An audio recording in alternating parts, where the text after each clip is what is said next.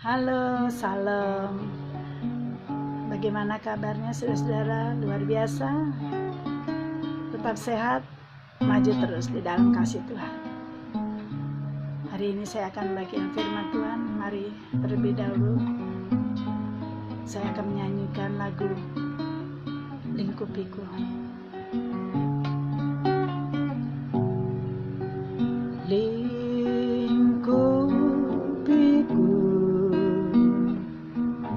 Dengan sayapmu, naungiku dengan kuasa-Mu. Di saat badai bergelora, ku akan terbang bersamamu. Bapa, Kau Raja atas semesta, ku tenang sebab Kau Allahku. Terima kasih Bapa. Lingkupi kami Tuhan ya sayang. Lingkupi kami dengan kasih-Mu Tuhan. Terima kasih ya Bapa. Terima kasih Roh Kudus. Izinkan kami, hamba-Mu ini menyampaikan isi hati-Mu, firman-Mu Tuhan. Dan biarlah firman menjadi kekuatan bagi setiap hati anak-anak-Mu Tuhan. Bagi setiap orang yang membutuhkan pertolongan-Mu Tuhan, beri kekuatan. Yang sakit Tuhan sembuhkan dalam nama Tuhan Yesus. Yang hatinya sedih Tuhan hiburkan. Percaya Tuhan, lawatan Tuhan bekerja dengan dahsyat. Jamah hati mereka Tuhan, jamah hati setiap orang yang mereka jauh daripada-Mu Tuhan. Kembalikan mereka di dalam kebenaran firman. Terima kasih ya Bapa, terima kasih Yesus. Di dalam nama Tuhan Yesus Kristus, Allah Bapa kami yang hidup dan Roh Kudus. Amin. Saya akan menceritakan tentang akhir-akhir ini banyak orang ketakutan dengan corona. Yang ada dalam bayangannya adalah kematian. Kata kematian itu memicu bayangan kegelapan, kesedihan, ketakutan bagi banyak orang. Tetapi Tuhan Yesus ingin agar kita hidup dalam kemenangan, kekuatan. Tuhan Yesus tidak ingin kita hidup di dalam ketakutan dan kekalahan. Sebab Tuhan memberikan kepada kita bukan roh takut, melainkan roh yang membangkitkan kekuatan, kasih dan ketertiban. Baca di 2 Timotius 1 ayat 17. Dan ketakutan itu mengandung hukuman. Kenapa dikatakan? Ya, ada hukumannya kalau orang takut. Baca di 1 Yohanes 4 ayat 18. Dan yang paling depan dari yang sedang mengantri untuk terjun ke dalam lautan api adalah orang yang punya roh ketakutan. Dan kematian kedua. Dan di dalam Alkitab Tuhan pun mengingatkan kita setiap hari 365 kali dalam setahun agar jangan takut. Kalimat itu terus diulang-ulang oleh Tuhan Yesus.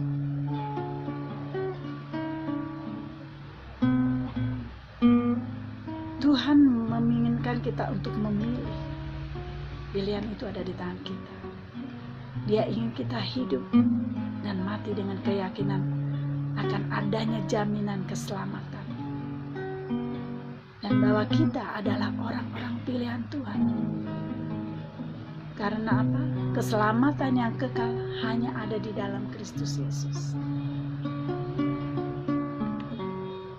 Kita buka di Kisah Para Rasul 4 ayat 12 atau Yohanes 3 ayat 16. Tuhanlah yang memegang semua kendali atas hidup kita. Di alam semesta ini, baik sekarang sampai selama-lamanya.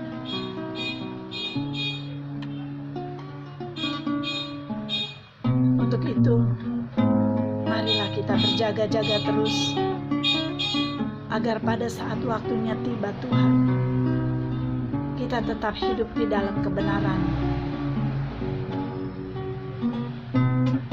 Hilangkan rasa takut dan cemas. Andalkan Tuhan dalam hidupmu.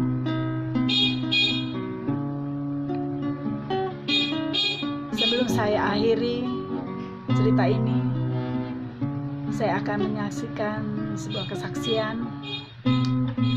Ada satu ibu, dia mempunyai seorang anak wanita usia 18 tahun dengan penyakit bipolar. Tentunya penyakit ini sangatlah sulit disembuhkan. Itu bagi manusia, tapi bagi Tuhan tidak ada yang mustahil. Ibu ini seorang sarjana farmasi. Jadi anaknya satu hari 3 kali minum obat depresi. Jadi dokter mengasih obat, khawatir anaknya akan mengamuk. Jadi sehari 3 kali dia harus minum obat. Lalu saya katakan, Bu, boleh saya minta dikurangin obatnya? Oh, tidak bisa, Bu Dewi. Nanti anak saya akan ngamuk-ngamuk. Nanti anak saya akan marah-marah. Saya bilang, Bu, Ibu orang pintar. Ibu mengandalkan kekuatan logika Ibu sebagai orang yang mengerti soal obat-obatan. Tapi percaya, Tuhan kita dokter di atas segalanya. Saya minta kurangi dosisnya.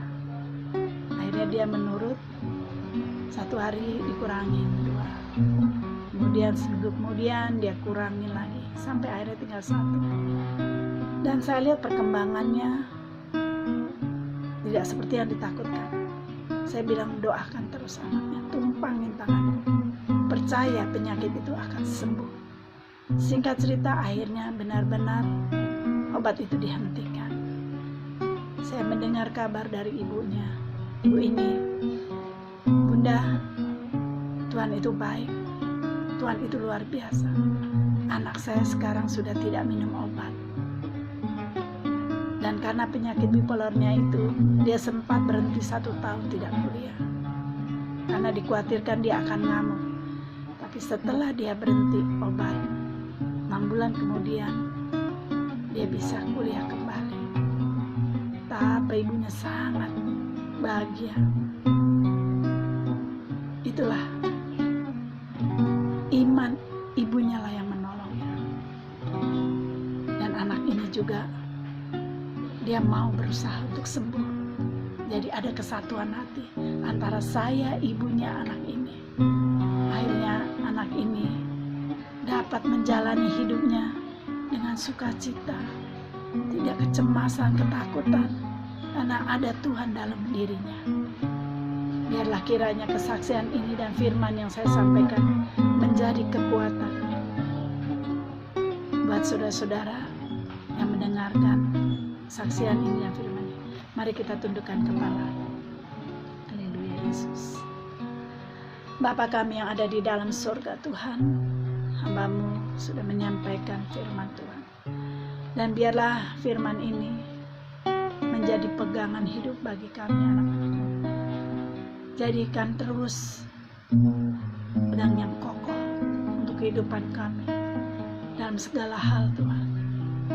Mampukan kami berjalan bergandengan tangan bersama-Mu Tuhan. Di dalam situasi apapun, ujian, cobaan yang kami boleh hadapi, kami tetap terus bersandar hanya kepada-Mu Tuhan.